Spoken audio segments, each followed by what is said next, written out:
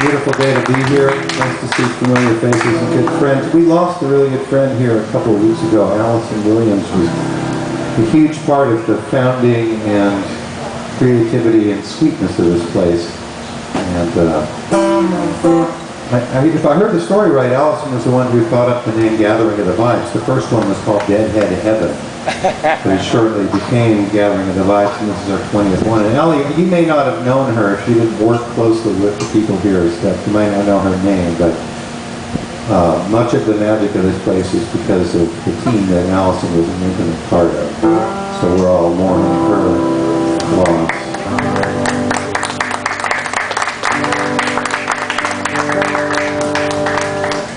And in her honor, I'm going to tune my fucking guitar. That fucker.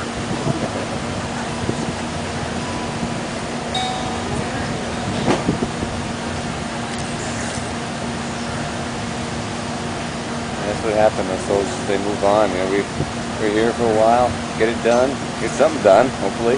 All right, I want to play a new song for you. This is about another person who was as beloved and wonderful and resourceful and creative as Allie was. Anybody here happen to know a guy named Earl Crabb? Okay, you probably didn't know him. He knew a million people, and that was one of the things about him that was so incredible. Was he had this huge history. He'd been part of the Cambridge folk music scene and the Berkeley folk music scene, and he was a photographer, and he was a software engineer in the very, very early days of all that, when it was all IBM mainframes and all that, right? And he was involved. Earl Crabb got me involved in the Pickle Family Circus. He dragged me onto the board of trustees just long enough to write a bunch of checks to help keep it alive, and then sign the bankruptcy papers. But it was really, really, fun to be part of the nonprofit board, and I've done a lot of that stuff since. Earl had this amazing collection of stuff too. His attic was legendary. He was said to have, they were very often, given the number of people that he knew and the amount of crap he had in his attic, we sort of half figured he had people in his attic too, so that was kind of a running joke.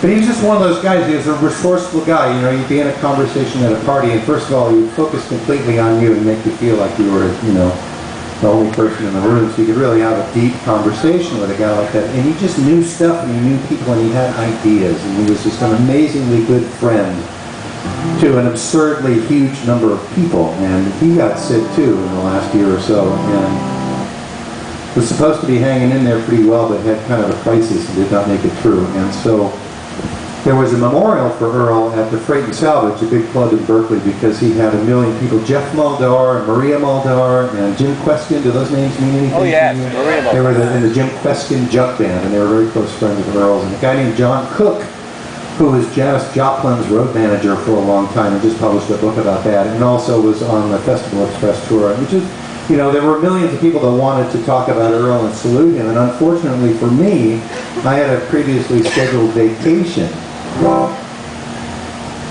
So I had to miss the event. It was on May 31st at the Freight Salvage, and I helped by putting together the soundtrack for the intro and between sets music and stuff. So I was kind of there, but not there.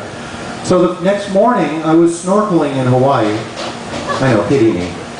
Thinking about what might have been said the night before. I was really sorry to have missed this thing, and thinking about the sudden loss of our good friend and all.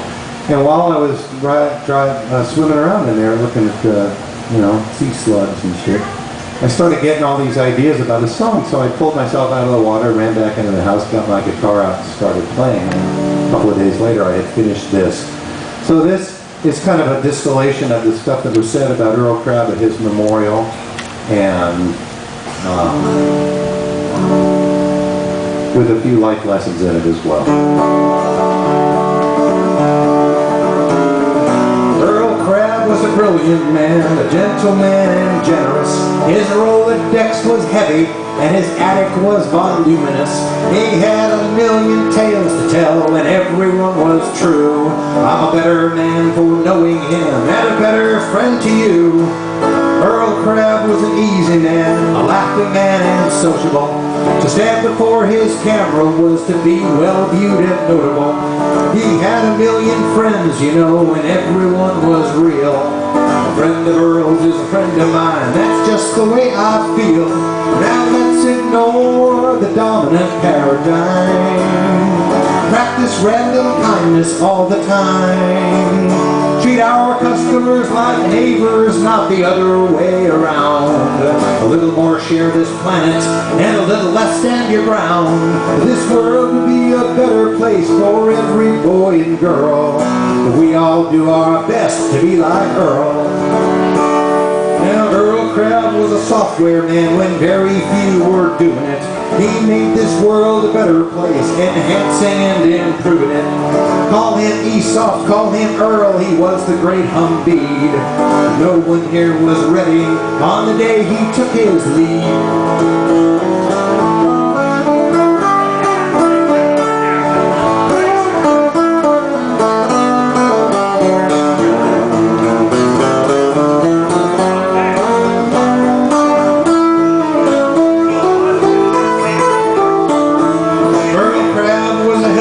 Resourceful and encouraging, he led me to improve my life with optimistic urging. I know I'm not the only one who benefited thus, so I'm making it my mission to pass on his gifts to us. Now let's ignore the dominant paradigm, practice random kindness all the time. Treat our customers like neighbors, not the other way around. A little more share this planet, and a little less stand your ground. This world will be a better place for every boy and girl. We all do our best to be like Earl. We all do our very best to be as kind as Earl.